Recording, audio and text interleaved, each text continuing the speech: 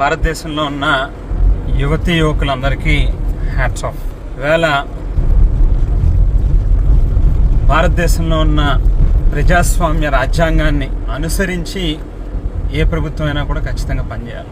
ఎవరికైనా అహంకారంతో కళ్ళు నెత్తికెక్కితే తలని నేలకి రాస్తాం అనేటువంటి ఒక గొప్ప మెసేజ్ని ఇస్తూ దేశంలో జరుగుతూ ఉన్నటువంటి పరీక్ష పత్రాల లీకేజ్ వ్యవహారం మీద యువత ఇచ్చినటువంటి పిలుపుకి ఆఖరికి కేంద్ర ప్రభుత్వం దిగొచ్చి ధర్మేంద్ర ప్రధాన్ విద్యాశాఖ మంత్రి రాజీనామా చేయాల్సిన పరిస్థితి వచ్చింది.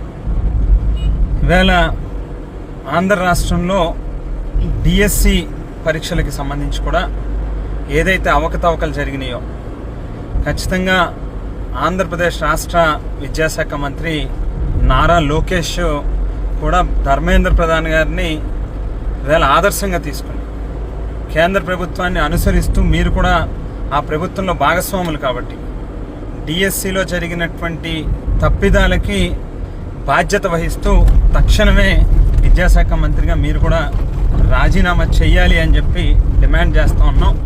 లేని పక్షంలో ఈవేళ ధర్మేంద్ర ప్రధాన్ వంతయింది, రేపు మీ వంతు అవుతుంది. రాష్ట్ర యువత తాలూకా ఆగ్రహానికి మీరు కూడా ఖచ్చితంగా బలవ్వాల్సిన పరిస్థితి వస్తుంది అనేటువంటిది గుర్తుపెట్టుకుని తక్షణమే రాజీనామా చేయాలని చెప్పి డిమాండ్ చేస్తూ ఉన్నాం. మరొకసారి యువత అందరికీ కూడా మరి చేతులు జోడించి